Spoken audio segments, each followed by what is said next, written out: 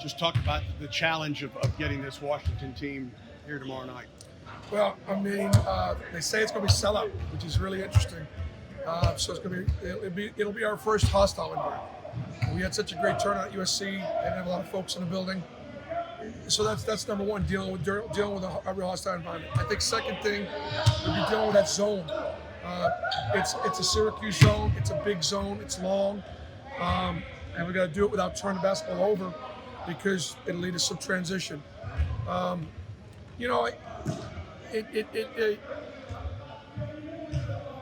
guy, every player, just like every coach, I got to attack that matchup against Coach Hopkins or against Coach Golden on Florida. I got to attack that matchup. Each player's got to attack their matchup. When we get guarded, Andy, me and you, I can't let you score, and I got to take a little bit more pride in that.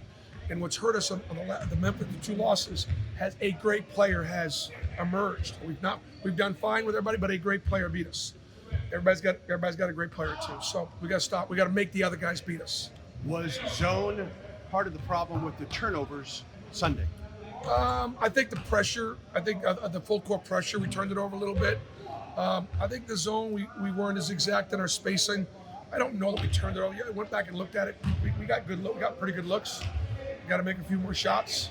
I think our turnovers were just being really careless. Trying to go too fast and throwing the ball all over the parking lot. Trey Donaldson stepped up for you. What do you look for him and at that point guard role for this game? Well, you know what? First of all, got to understand. He is a freshman, but because he has been he was a dominating high school player in all sports. He was a dominating high school player at a high school in Tallahassee, Florida State High School. He's not afraid of the moment, and because he was a football player, he's a tough kid. And so early on, summer and fall, he was deferring quite a bit. And he kind of allowed Wendell to take the position. He allowed Chance to play really well. And he became, on a 13-man roster, 11 or 12.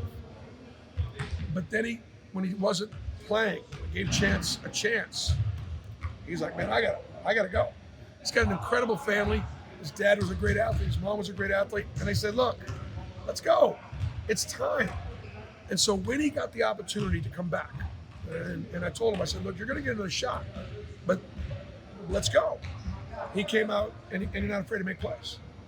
Not afraid to make plays, offensively and defensively. So, for me, and this is an important lesson. Show me. I don't care where you're rated. I don't care how many stars in front of your name, whether it's any player. I give the guys a chance to show me. Leo Berman, for example, got a chance to show me.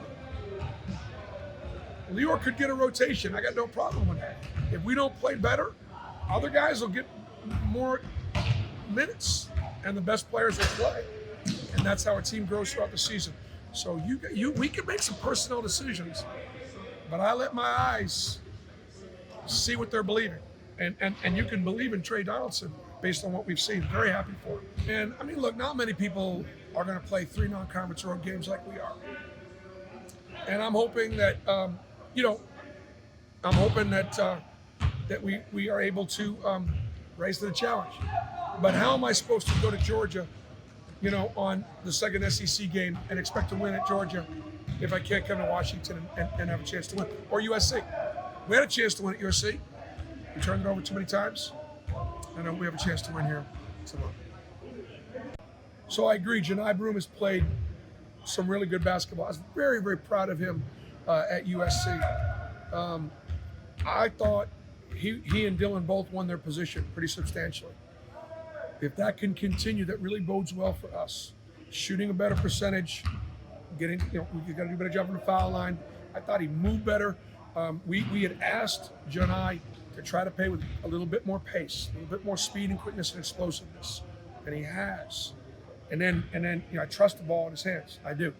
And so getting him the ball in there against a shot blocker, both he and Jalen Williams in and around the basket, I don't mind getting that in there against a team that blocks a lot of shots on the inside of that zone. That matchup's going to be key for us tomorrow. Coach, talk about or just speak on these trips when we go to LA and we go to Washington. how special. I know it's a business trip for our guys, but kids go to college to get different experiences outside of class. Well, I look at it that way, and again, grateful for Auburn for sending us. So, when are you going to get a chance? I know there's another name for the Staples Center because there's a new sponsor there, some crypto Bitcoin type thing, but it's still the Staples Center to me. It's the Forum, so it doesn't even matter. It's the LA Forum.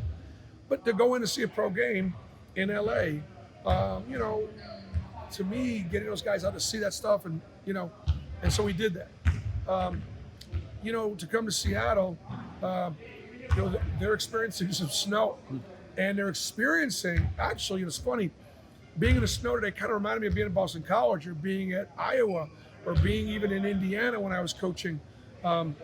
That's what college and NBA basketball, most of the winter season is in the freezing cold. Down in the South, we don't experience that. So they're getting a chance to experience something that may be rare for them, but it's what everybody else in the northern half of our country live with for 3 months. So I'm gonna go to the fish market today for the guys that want to go and toss a fish around a little bit. And based on the way we handle the ball against USC, nobody's gonna be able to catch that fish.